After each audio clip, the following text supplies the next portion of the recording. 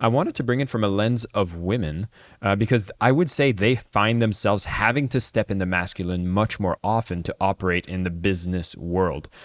Is there things that we should be paying attention to as women to be more effective in sales, given that we're coming from that polarity? Well, there's one part of what women on their male side, they can sort of understand men better.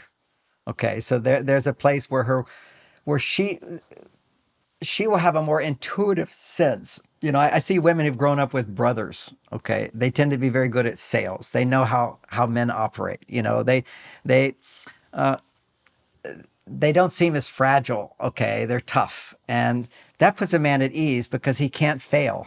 Okay, it's he feels comfortable when a woman's on her male side and she understands the way he thinks, the way he reacts to things. So she gets an advantage in that sense in selling to men. But a woman gets an even greater advantage, is what I'm talking about, is they get that extra advantage is to use your femininity, because you've just shifted the pivot, and I'm happy to go there, to, okay, what can women do in selling to men? So let me take a moment to finish on the female, what a man can do with a female. And you got most of it, but part of it is I show that you're a priority. I get you to talk from a place of not just getting you to talk, but truly understanding what she needs.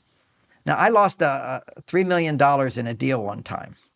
And that was because I wasn't there when they were selling the CEO of a company. I had invested $3 million.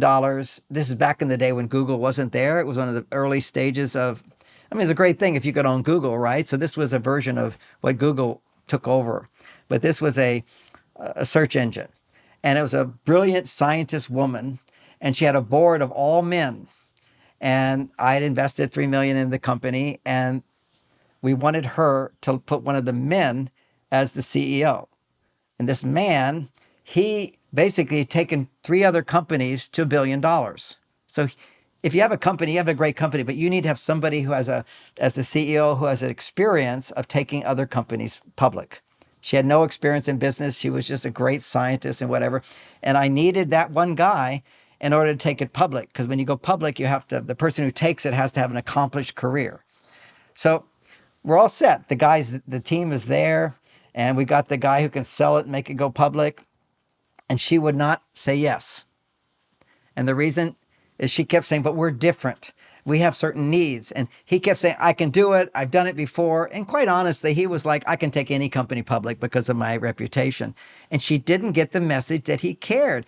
And everybody told me what happened. I say, he was just like, look what I've done. I can do this and I can do this. And all the men are like, yeah, this man can do it. They're being sold by this guy because they know he has the competence, he has the background, he has the skill. He's going to do it for them. He knows how to do it. So all the men were sold, but the woman who owned the software, she was a woman. And she kept speaking, and he would say, no, don't worry about that. We can handle that. Well, don't worry about that. We'll be able to do that. And so she did not feel personally valued for what she had to offer, and particularly the issues she saw that were going to come up. He would say, we'll get to that. We'll handle it when it happens. And this is kind of a thing we men do is, let's start. And if there's problems, we'll solve them. If there's problems, we'll solve them. And women are kind of like, but wait a second, this problem could be there. What are we going to do? And what's this problem going to be? And so she needs to raise her issues where you hear them and go, And sometimes you go, well, I don't know. Now, this is a powerful phrase when you're dealing with a woman. When she asks a question, well, I think about that. Well, I'm not sure about that. What that does for a woman is builds trust, because women walk around in a world with men who think they know everything, and women are laughing. They don't know everything. They're making mistakes all the time. And they have husbands who think they know, who fail all the time. So somebody walks around going, I got all the answers. If you're selling to a woman, it's advantageous to occasionally use the phrase, well, I'm not sure about that, and tell me more. And see, you don't want to be super perfect because no man really is, and women all know that. So if you act like you can do everything, so a sense of, I don't know about that. And if it's a bigger deal, which is going to take time, you would definitely say, and I'll get back to you on that. And you say, not just I'll get back to you on that, but how about Tuesday at 3 o'clock? Okay, Tuesday at 3 o'clock. Does that work for you? Now, a woman's going to think, well, now let's see if he gets back to me at 3 o'clock. And a man may not value getting back to her at that exact time, Because if I say to a guy he's going to get back to me and he doesn't get back to me, I just kind of assume, well, he's still a good guy. He's got something else going on. He wasn't able to get there, and we'll talk another time. I'm not going to take it as a big deal that he didn't get there at 3 o'clock. Like your reaction when I was late for the meeting. It's not like you're going to go, I don't want to deal with John Gray again. Okay, I was busy doing something else. You just assumed he was busy. We'll renegotiate the time and so forth. There's a fluidity there. But see, women are looking for little evidence that they're a priority, that he cares about me. And it's the little things that count most. So I would make it a huge priority if I said I was going to call her at 3 with the answer, to call at 3 with the answer. And that's a little test that they have. And women are testing all the time. Whether it be your wife, whether it be a woman in workplace, someone you're selling to, they're looking, what are they testing for? Can I trust him? Does he prioritize me? Does he understand my needs? And the third word, just to hold this in a context, does he respect me?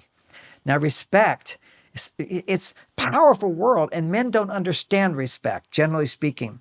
We look at respect, if somebody made $1 billion, we would respect them, right? We want to make money. Look what he's done. Look at his accomplishments. Look at his achievements. Well, that's because men will respect someone if they've accomplished and achieved a lot. Whereas if a woman hasn't accomplished and achieved a lot, the respect button doesn't go off, okay? And we're trying to get something from them rather than give them something. And to respect a woman means to look at what her needs are and feel a desire to honor her, respect that, and provide that for her. So we sort of have to, our English language is a little limited. If you look under the word respect in the dictionary, it says to appreciate. If you look at the word appreciate, it means to respect. But actually, they're opposites. If I appreciate you, it's you did something for me. I did something for you, and you appreciate that. That's appreciation, a response to someone respecting you, someone doing something for you. If I was to get up in the middle of the night to take care of my child because she's crying, I'm respecting her needs. I don't want to do that, but I happily do it because I'm the father and I love my child. So I'm respecting a need. So what I'm teaching men is the whole key with women to build trust is to respect them, respect their femininity, respect their emotional needs. That's the key here that I'm leaning into. Now, for men, yes, everybody says, oh, men need to be respected and everything. But actually, more important for a man is to appreciate what he's done. So if I'm selling to a man, I first want him to talk a bit about his accomplishments and his achievements. So he'll get this sense of, oh, wow, you can do that. Oh, you did that. Oh, that's fantastic. He's being applauded. Now, see, every speaker, if you're in an audience and I give a talk and people wander off and say nothing, I feel down. But when they give me a standing ovation, I feel on top of the world.